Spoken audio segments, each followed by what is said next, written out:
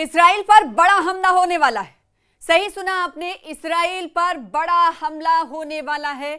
वो इस्राइल जो इस वक्त दुनिया को धमका रहा है, वो इस्राइल जो फिलिस्तीन और गजा पर जुल्म बर्बरियत की इंतहा कर रहा है, उस इस्राइल पर बड़ा हमला होने वाला है।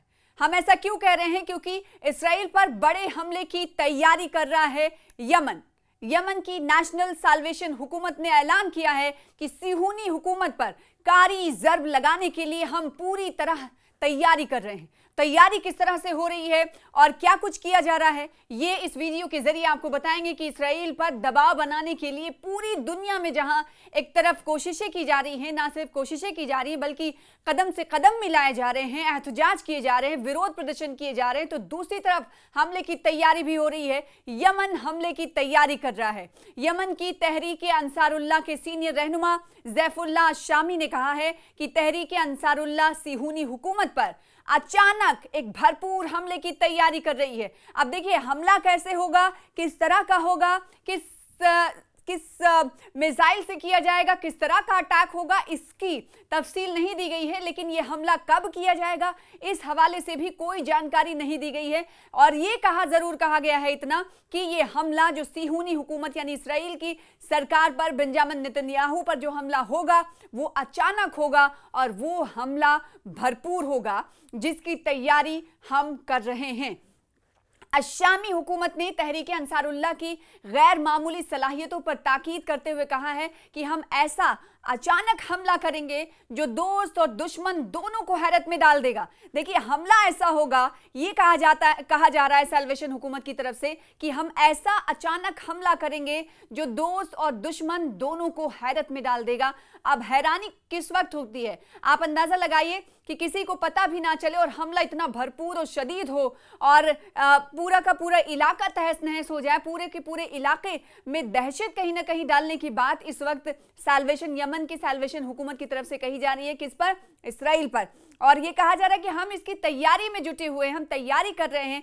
कब और कैसे हमला होगा ये तो नहीं, लेकिन जो हमला हम करेंगे वो भरपूर हमला होगा ताकि ना दोस्त को पता चल पाए और ना दुश्मन को पता चल पाए। और जब ये हमला किया जाएगा तो दोस्त और दुश्मन दोनों को हम हैरत में डाल देंगे। साथ ही उन्होंने सना की नई टेक्निक और जदीद तरीन पेशरफ्त की जानिब भी इशारा किया और कहा कि हमारे फौजी ज़खायर में भरपूर सलाहियत और गुंजाइश है। देखिए हम किस तरीके से ताकतवर हैं, हमारे जदीद तरीन पेशरफ्त की जानिब से या जदीद तरीन जो टेक्नोलॉजी है, जदीद तरीन जो हथियार हैं, उसके ज़रिए हम इस्राइल पर इस तरीके से हमला करेंगे ताकि उसे हमेशा याद रहेगा। ऐसी तैयारी हम करते हुए दिखाई दे रहे हैं और हम कर रहे हैं। साथ ही साथ इसकी वजह से इस तरफ इशारा करते हुए, जदीद तरीन पेशरफ्त की जानिब इशारा करते हुए कहा कि हमारे फौजी ज़ख़ीरे जो हैं उनमें भरपूर सलाहियत और ताकत मौजूद है, इसकी गुंजाइश है।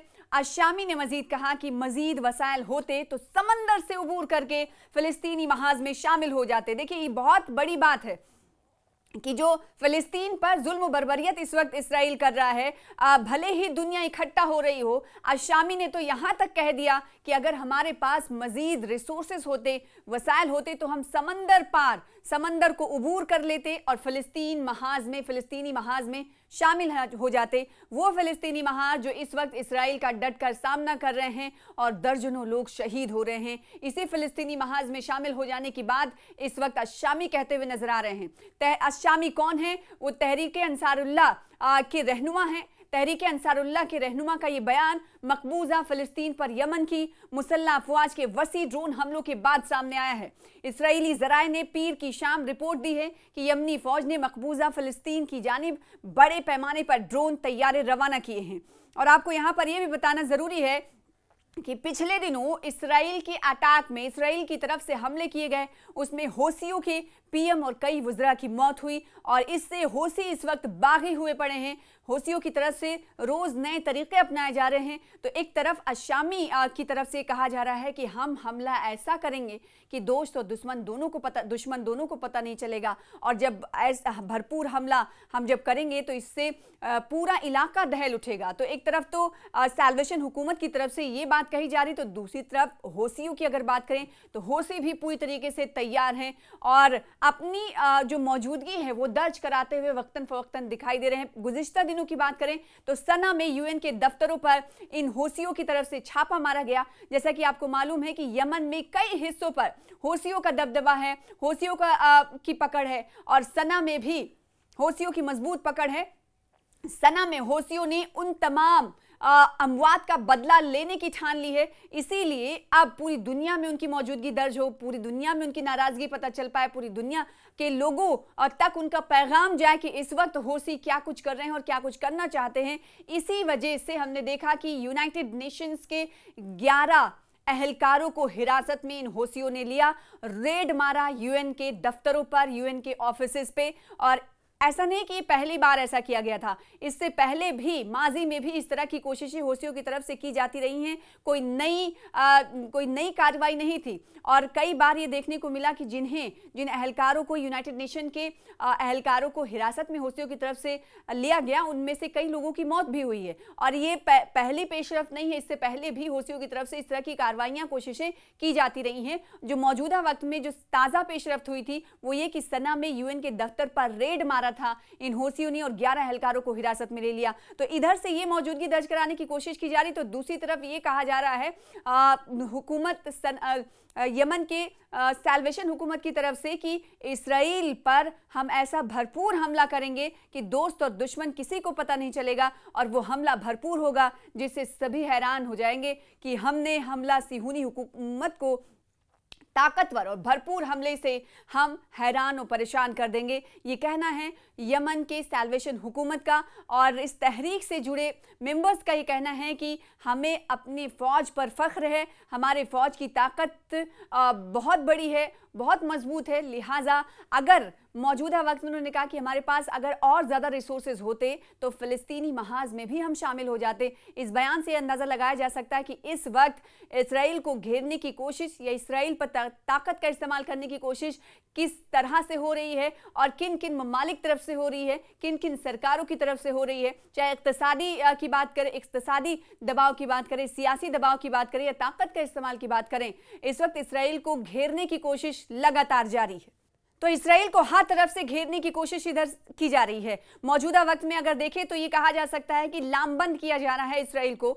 यूरोपीय यूनियन की तरफ से सितंबर में आपको मालूम है कि झटका मिलने वाला है। यूरोपीय यूनियन के कई सारे ममालिक, आपको पता है कि 27 ममालिक इस यूरोपीय यूनियन के मेंबर्स हैं। इनमें से कई ममालिक ने 2 नेशन थ्योरी को बढ़ावा देने की बात कही है और फ़लस्तीन को एक स्टेट के तौर पर तस्लीम करने की बात कही है। तो दूसरी तरफ हमने ये देखा कि इक़्तिसादी तौर पर इसराइल को कैसे पीछे छोड़ा जाए और उसे किस तरीके से कमज़ोर किया जाए, इसकी भी हिकमत अमली वक्तन फ़वक्तन मुरत्तब की जाती रही है। और तीसरी तरफ हम देखें कि सियासी दबाव कैसे किया जाना है इसराइल पर, इसको लेकर भी कोशिशें होती रही हैं। और कई पिछले दिनों ये देखा गया कि टर्की में एक गज़ा कॉन्फ्रेंस हुआ था जिसमें 150 उलमा इकट्ठा हुए थे और पैलेस्टीनियन डिक्लेरेशन वहाँ से जारी हुआ था और ये कहा गया था इस डिक्लेरेशन में कि वो तमाम ममालिक से अपील करेंगे कि इसराइल के साथ कोई कारोबारी रिश्ता ना रखें, यानी इक़्तिसादी तौर पर इसराइल को झटका देने के लिए पेशरफ्त हो रही थी। 150 से ज़्यादा उलमा कराम यहाँ पर इकट्ठा हुए थे और 50 ममालिक के उलमा थे। और दूसरी तरफ टर्की के एक वज़ीर जद्दा में जाकर ये कहते हैं कि इसराइल के ख़िलाफ़ हमें कुछ न कुछ आने वाले दिनों में हिकमत अमली मुरत्तब करनी होगी। कड़े अल्फाज में कहा जाता है कि इसराइल को जवाब देने का अब वक्त आ गया है, टाइम फॉर एक्शन आ गया है। कहीं ना कहीं उनकी तरफ से ये कहा गया कि अब हमें एक साथ आना है और एक साथ आकर दबाव नहीं, अब एक्शन की तैयारी करनी है। यानी इस वक्त इसराइल को सबक सिखाना है, इसके लिए अब हमारे पास ज़्यादा वक्त नहीं है, अब एक्शन उठाना पड़ेगा, एक्शन करना पड़ेगा। टाइम फॉर एक्शन आ चुका है और ये मौजूदा जो वक्त है, मौजूदा वक्त में ही हमें इसराइल को सबक सिखाने के लिए कुछ ना कुछ करने की ज़रूरत है। तो चारों तरफ से आपको बताएं कि इसराइल को घेरने की कोशिश लगातार हो रही है। अब यमन के अशामी सैल्वेशन हुकूमत की तरफ से कहा गया है कि वो बड़े हमले की तैयारी इसराइल के खिलाफ कर रहा है।